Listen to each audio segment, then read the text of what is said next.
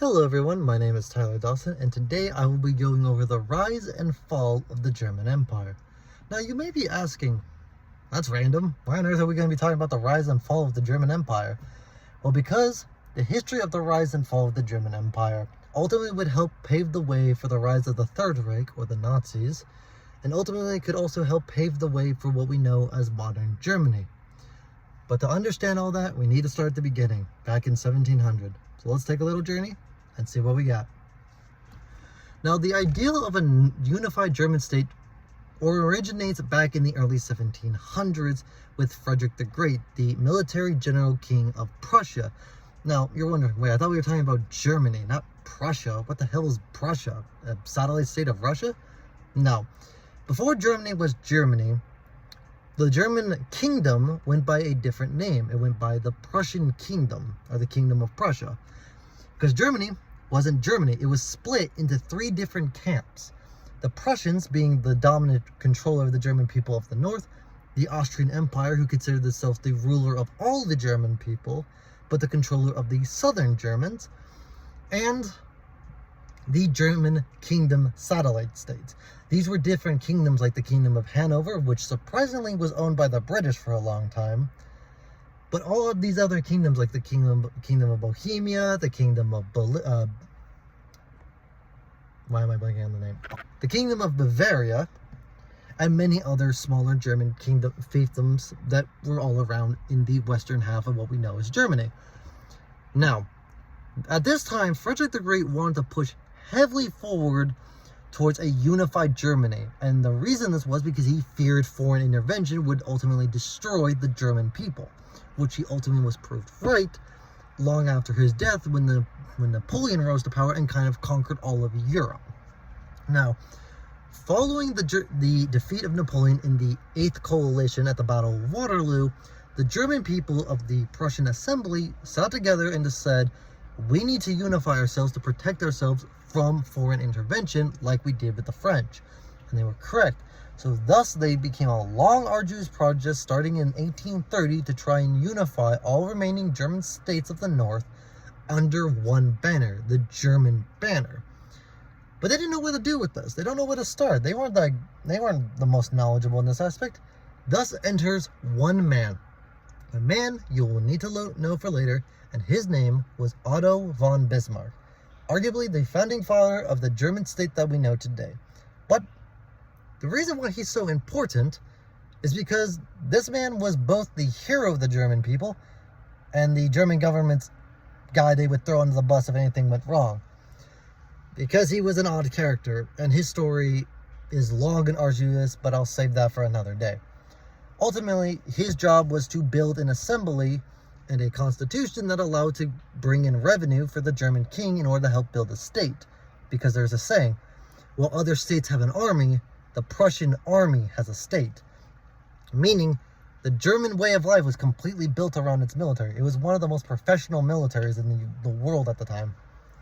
But they had no money. They had no way to tax, and the way the original assembly wanted to raise taxes, which was by force, would have incited a civil war. Otto von Bismarck just said, hey, if you're not agreeing on a new bill, we'll just use the old bill. And they just kept generating revenue off the 1840s bill that they passed for 20 some odd years. And eventually the German economy was flourishing because the state had a ton of money to fund all projects, whether it be military, social, or economical. This is where Otto von Bismarck changed the way he was going to do things.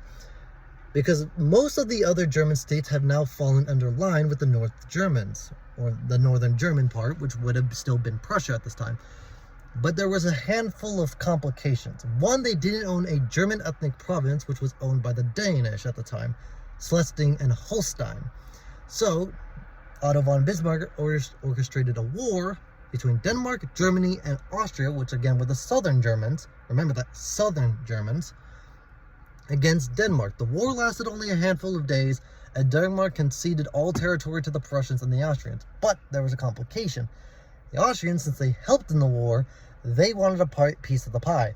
Thus, Holstein was given to the Austrians, and Schleswig was given to the North Germans. this created a massive issue because Otto von Bismarck wanted to unify all the North Germans under their rule. So what did he do? He orchestrated a war between the North Germans and their Southern German counterparts.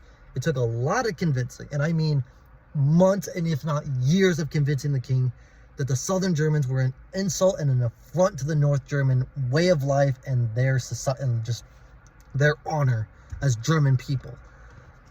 So after much coercion and a little bit of pressure, Otto von Bismarck got the war he wanted, and this would be called the Brothers' War because, again, they were against German people. But now since he got his war, he had a new problem. The king wanted to keep pushing the advantage all the way to Vienna, and Otto von Bismarck pretty much had to tell him, stop it, you've already won your war. We don't want the French, the British, or the Russians to join inside with the Austrians and attack us from two fronts. Because Germany couldn't fight a war on two fronts. They had everything tied up with the Austrians. So again, after much persuasion, the Germans came to an agreement with the Austrians and signed a peace treaty, the Peace Treaty of Vienna. This ultimately conceded the territory of the Sudetenland to the Germans. The Sudetenland was an ethnic population of Germans that was on the North Bohemian border of Austria and the German kingdom that was given to them.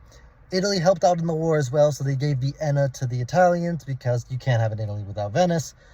And the Austrians had to pay a few $1 million in fines, but that was more about it.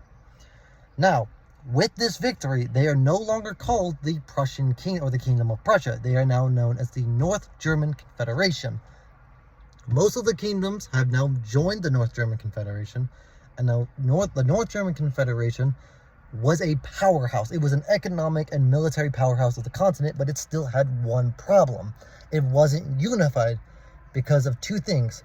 The French province of Alsace-Lorraine and the Kingdom of Bohemia, or Bavaria, my apologies. Bavaria was still aligned with the Southern German belief system and were more aligned with them, but didn't want to be part of them directly. So Otto von Bismarck needed a war to justify Bavaria to join the North German Confederation, and he would get that with the Franco-Prussian War. And the way he got this war was very smart, actually. So the French ambassador came to the German king, and said, your prince will not sit on the throne of a foreign nation because we say so. And the German king said, we will not make you that promise because we're our own people. You can sod off. And Otto von Bismarck did the most gangster thing possible, and he told the press exactly what happened, but he told it in a way that if the German people read it, it sounded like the French ambassador had insulted their king. But if the French read it, it sounded like the German king insulted their ambassador. Thus, both nations were calling for war, and the King of France at the time, shockingly, was Napoleon III, who wanted to live up to his I think it was his uncle, Napoleon, we all know who he is, legacy. He wasn't as good. Long story short, they have the war. It's called the Franco-Prussian War. And after a handful of years, the Germans just completely wiped the floor with them. Napoleon III gets captured. A third of their army is taken out of the fight. The Germans make it all the way to Paris. And again, Otto von Bismarck tells the French their demands, which are, we want Alsace-Lorraine, a province which has 3 million people. You're to pay us $300 million. And you are to recognize us as a sovereign empire. And you're to crown our emperor, our king and emperor. And the French general said, if we agree to your terms, we will lose everything. Like, we're going to lose everything. Like, we're going to have a rebellion and we're going to be in chaos. Otto von Bismarck goes, well, that sounds like a you problem. I suggest you agree to my terms now while you still have an army to deal with the rebellion. Which is the most badass thing you could imagine. Telling them, I suggest you do it now while you still have a way to deal with it. So after that, the French signed the treaty, ending the Franco-Prussian War. All demands are met. And King Wilhelm is now Kaiser Wilhelm I of the German Empire, which is inaugurated in 1871. Thus, the German Empire is born. However, it would not last that long, because up until 1898, a little before Otto von Bismarck's death, he would tell Kaiser Wilhelm II that if he continued his military armament against the British, that 20 years following his death, he would be forced to abdicate the throne, which he did not heed his warning. Otto von Bismarck died in July of 1998. Kaiser Wilhelm II was forced to abdicate the throne on November 9th, 1918. 19 years and 6 months. He was 4 months off on his prediction. 4. Name one other person who can get that close on a prediction. Thus, the German Empire collapsed, and the nationalism that Otto von Bismarck used to help create the national German identity would ultimately be weaponized in order to create the Third Reich, the Nazi Party, and the Nazi Reich. But that's a story for another time. I hope you enjoyed this lecture, and I hope you learned a little bit more how complicated other countries' histories may be. Thank you for your time.